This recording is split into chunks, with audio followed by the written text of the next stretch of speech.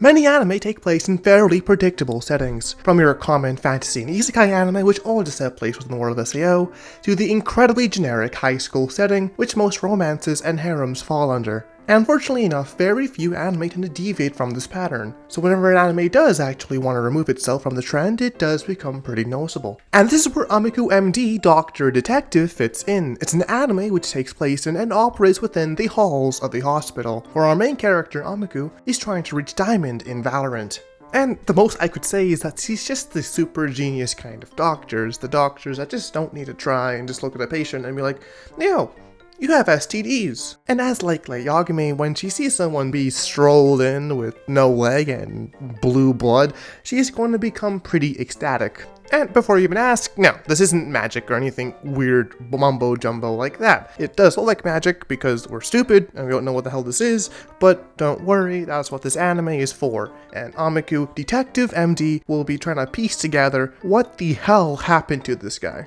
Ameku M.D. Doctor Detective differs from traditional medical hospital shows and anime, well, besides the thing it's based off of, by mixing an entirely different genre into its medical themes, and as you might have guessed, that genre is mystery. By using fascinating medical phenomena as the basis for engaging mystery, it allows for the series to use the thrill and fun that comes from the traditional mystery franchises into an effectively educational experience. Now, granted, anime isn't exactly the medium you expect to be teaching really anything, but hey, that kind of just applies to all forms of media because the primary reason why media exists is to entertain and engage the audience. If you really wanted to learn something, just go to the library, man.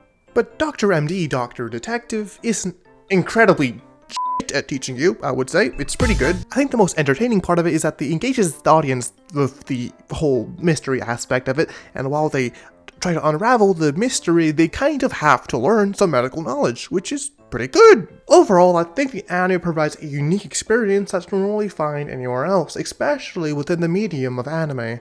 The concept as a whole is really good in my opinion, and I think it just could use for a few more interesting characters, just to put it all together. And because of all that, I think the anime sets in pretty comfortably in around a B or A tier quality. Welcome to Imperial China, a time of grand palaces, political scheming, and people randomly dying of poison because food safety laws simply weren't a thing back then. If you weren't important, you simply weren't worth thinking about, and the best way to determine someone's worth back then was by counting how many coins and trinkets they had, with truly grown quite far since then. Speaking of money though, allow me to introduce you to someone who simply couldn't give less of a shit about it. The Apothecary, MaoMao. She is a young, poor woman who simply enjoys the taste of poison, to the point where she's gained resilience to them. By being an apothecary though, she's basically what you would get if you get a pharmacist and a chemist and get them to have a baby, who was maybe also a little green cat. Because of this, she is by far one of the more intelligent and well-educated people within the story, but she's also a woman. So she is kidnapped! Yay, Imperial China!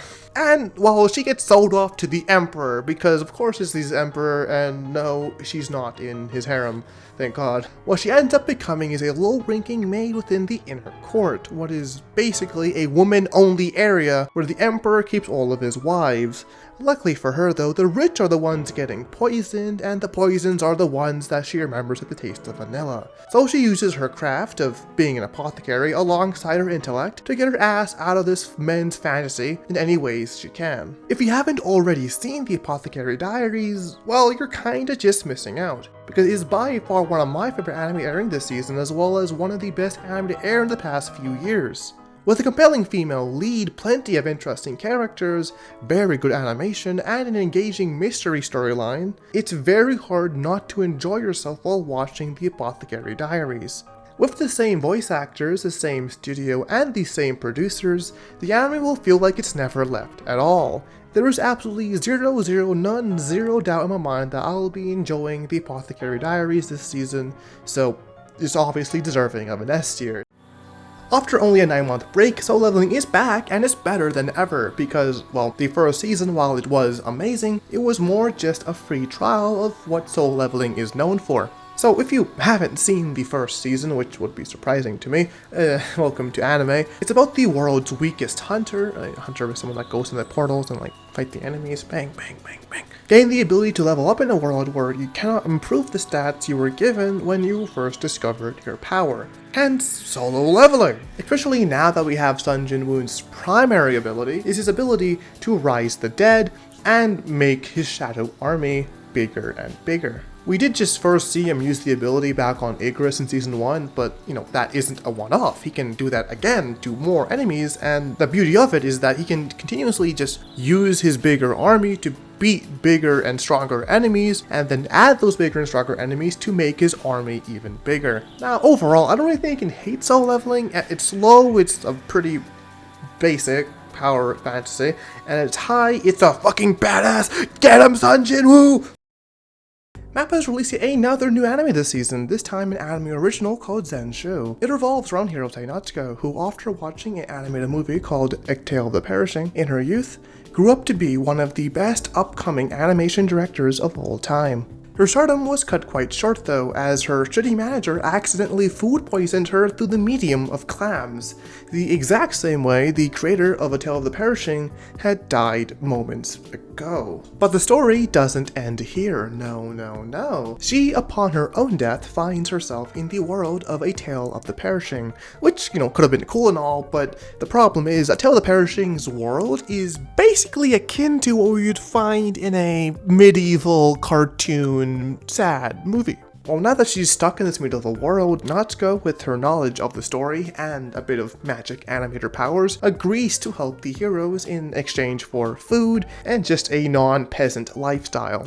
And yeah, I know, it's just another isekai, but honestly, there's a few more factors that come together to make this anime just a little bit different from the crowd. Because the anime is set in another anime world that is presumably pretty old school, most of the on-screen characters are depicted very similarly to how they were back in like 2011 to before.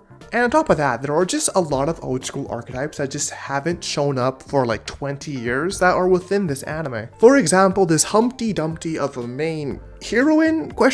She is like ultra virtuous and she always gets in trouble and the monsters always somehow appear where she is. Which now that I think about it, it's pretty puzzling considering that a lot of current day isekai are presumably set within the same time period as Zenshuu. But last but not least, the fact this whole thing is just made by Studio Mappa themselves, and while their adaptations are superb, making an anime about an animator dying does strike a chord when looking at the public concern revolving around Mappa animators, and respectfully, I'm just not going to talk about it. Besides, the extensive animation within Zenshuu is only really a single burst of intense animation at the end of each episode. Overall though, I think Zenshuu would just be a great anime that leads up to a very intriguing ending, as most episodic anime tend to do. The cast itself is great. I particularly just like the little blue unicorn bird thingy. Mainly due to his stupid personality, and Natsuko herself, because she reminds me of MaoMao, who I'm a very big fan of. Zenshuu itself isn't like the anime of the year or anything, but it is pretty good. It's definitely an S-tier anime in my opinion. However, the endings for episodic anime tend to be very flippy-floppy, so I could definitely see it go down to a B tier, which wouldn't be so good. If you enjoy science, guess what? Dr. Stone is back. Again this season, and yeah, there are a lot now, and on top of that, there was also a movie between seasons 2 and 3, which was pretty cool. But anyway, if you really expect me to summarize the entire plot of an anime with 3 seasons and a movie, beyond big green light, everyone's stone, main character, genius, Senku, count big number, gets unpetrified and wants to restart civilization where humanity's creations have eroded away. I highly suggest you just turn to watching the anime and not looking for a all of Dr. Stone summarized timeline here on YouTube, because that would be boring as shit, to be honest. But basically, we're just going to be expanding the world a bit beyond Japan, making for some very interesting developments throughout this season. As for its production, it's pretty good, and that's really all you need to make the story shine. It's just one of those anime that just doesn't really benefit from all the crazy good, amazing animation a lot of the other anime like Soul Leveling do get. The vocal performances is honestly one of my favorite things about the series. All of them do well to capture each character while being dynamic enough to effectively transition between the series' bombastic humor and serious moments. While I am aware I literally just talked about all the comedic aspects of the show, there is a lot more to it. The story isn't just a pure comedy. The story knows how to get serious with tournament arcs and just full-on war arcs between two and more parties. It gets really interesting the further you get in, and even beyond that, the science itself is super in-depth and super entertaining because of how Senku tackles each issue.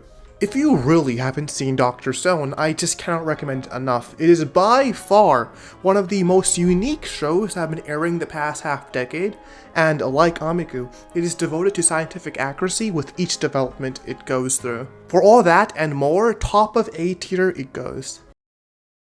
Hello, I'm your host, New, and thank you for watching the video. It really does mean a lot to me. It's my first time making a video, in fact. My first time editing, my first time voice acting, and my first time scripting for really anything. So I'm really hoping I do well for you guys, and really hope to refine and just make everything better as we go on, because this is a new channel, this is a new thing for me, and I really want it to work out. I really love flat anime. I've been in Weeb since 2016. And, well, let's just get this to work, guys. It would mean a lot if you can like or subscribe or either one or both or share or whatever you guys want, because anything to support the channel means the world to me. Thank you for watching, and I'll see you next time.